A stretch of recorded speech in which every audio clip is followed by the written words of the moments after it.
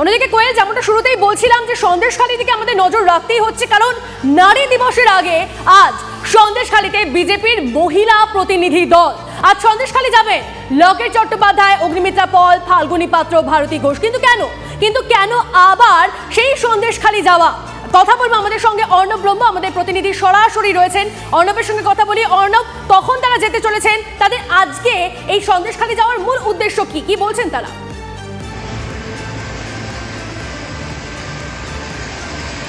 দেখো, প্রথমেই যে কথাটা বলে রাখবো যে সন্দেশখালী যাওয়ার উদ্দেশ্য যে বিজেপির মহিলা প্রতিনিধি দল তারা কিন্তু আজকে আসছে।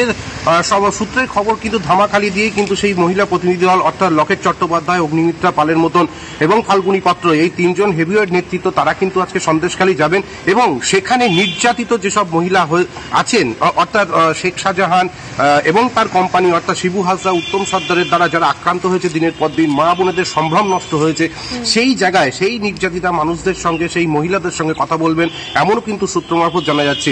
সুতরাং এখন যে বিষয়টা বারবার হচ্ছে সামনে আসছিল যে এই লকেট চট্টোপাধ্যায় এর আগেও তাকে আটকে দেওয়া হয়েছিল, সুতরাং বেশ কিছুক্ষণের মধ্যে অর্থাৎ 12:30টার মধ্যে হচ্ছে তিনি ধামাখালি দিয়ে কিন্তু পাস করবেন, এমনই কিন্তু আমাদের কাছে সূত্র মারফত খবর আছে যে লকেট চট্টোপাধ্যায় কিন্তু একদম গ্রাউন্ড জিরোতে সেখানে কিন্তু মহিলা যেসব নির্যাতিতা মহিলা, পাত্রপাড়া থেকে শুরু করে একাধিক জায়গায়, ভাঙিপাড়া, প্রত্যেকটা জায়গায় নির্যাতিতা মহিলাদের সঙ্গে তারা কথা বলবেন, এমনই সূত্র মারফত খবর পাওয়া যাচ্ছে।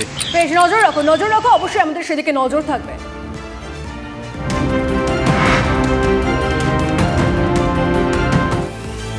আরো একটা বড় নিউজ এই মুহূর্তে আপনাদের দিই। নির্বাচনী বন্ডের বিস্তারিত তথ্য জমা দিতে পারল না এসবিআই। 6 মার্চের মধ্যে তথ্য দিতে নির্দেশ দিয়েছিল সুপ্রিম কোর্ট। তথ্য জমা দেওয়ার মেয়াদ বাড়াতে সুপ্রিম কোর্টে আবেদন এসবিআই এর।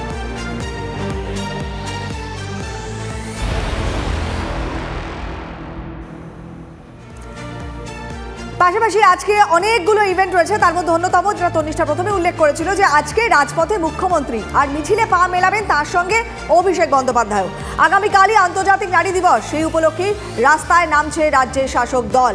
কথা বলবো, সুপ্রিয় গু আমাদের সঙ্গে রয়েছেন। সুপ্রিয়, আমরা বরাবরই দেখেছি মহিলাদেরকে অনেক বেশি প্রাধান্য দেওয়া হচ্ছে, সেটা যে কোনো রাজনৈতিক দলের ক্ষেত্রেই হোক। মহিলাদের অধিকার আমাদের অঙ্গীকার, এই স্লোগান সামনে রেখে মূলত আজকে পথে নামছেন তৃণমূল শীর্ষ নেতৃত্ব। কি বার্তা মূলত দিতে চলেছেন? গতকাল মোদীকেও আমরা দেখেছি এই নারীকেই সম্মান জানাতে, এই স্লোগানকে সামনে রাখতেই।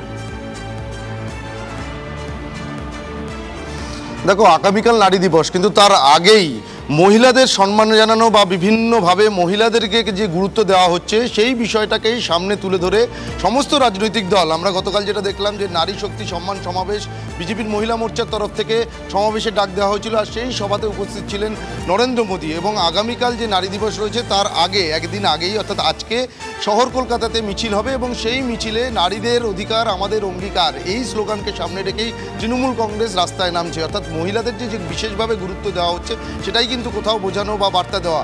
আর এই মিছিলে একদিকে যেমন মিছিলে থাকবেন তৃণমূল নেত্রী বা মুখ্যমন্ত্রী মমতা বন্দ্যোপাধ্যায়, তার পাশাপাশি তৃণমূল কংগ্রেসের সর্বভারতীয় সাধারণ সম্পাদক অর্থাৎ অভিষেক বন্দ্যোপাধ্যায়, তিনিও কিন্তু উপস্থিত থাকবেন। এবং এখনও পর্যন্ত আমরা যেটা কর্মসূচি সম্পর্কে জানতে পারছি যে দুপুর 2টোর সময় কলেজ স্ট্রিট থেকে এই পদযাত্রা বা মিছিল শুরু হবে এবং ধর্মতলাতে ডরিনা ক্রসিংয়ে এসে সেই মিছিল শেষ হবে এবং তারপর সভা করারও কিন্তু একটা পরিকল্পনা রয়েছে অস্থায়ী মঞ্চে। আর সেই সভামঞ্চ থেকে বা এই মিছিলের মধ্যে দিয়ে সার্বিকভাবে রাজ্যের মহিলাদের সুরক্ষা থেকে শুরু করে তাদের মূলত নারী শক্তিকে হাতিয়ার করে সেই বার্তা দিতেই আজকে পথে তৃণমূল শীর্ষ নেতৃত্ব। নজর থাকবে আমাদের আর এই কর্মসূচি নিয়ে। দিলীপ ঘোষের প্রতিক্রিয়া আমাদের কাছে এসছে, শুনুন কি বলছেন। দেখুন, আর বেশি কিছু করতে পারবেন না, কিছু একটা হলে রাস্তায় মিছিল বার করেন। পশ্চিমবাংলার মানুষকে ওনারা কী দিয়েছেন? প্রধানমন্ত্রী সারা দেশে ঘুরে ঘুরে হাজার হাজার প্রজেক্ট উদ্বোধন করছেন, লক্ষ লক্ষ কোটি টাকা খরচা করেছেন মানুষের জীবনের পরিবর্তনের জন্য। ওনারা কী দিচ্ছেন? 250 টাকা, 300 টাকা, 500 টাকা ঘুষ দিচ্ছেন, প্রতিশ্রুতি দিচ্ছেন, মানুষকে ভিক্ষা দিচ্ছেন। কটা প্রকল্প উদ্বোধন করলেন? মমতা ব্যানার্জির কমপক্ষে করা উচিত ছিল। উনি ভোট এলে প্রতিশ্রুতি দেন আর কিছু ভিক্ষা দেন, এই করে কোনো রাজনীতি হতে পারে? সেই জন্য পশ্চিমবাংলার রাজনীতি আর ভারতের রাজনীতির পার্থক্যটা দেখে নিন।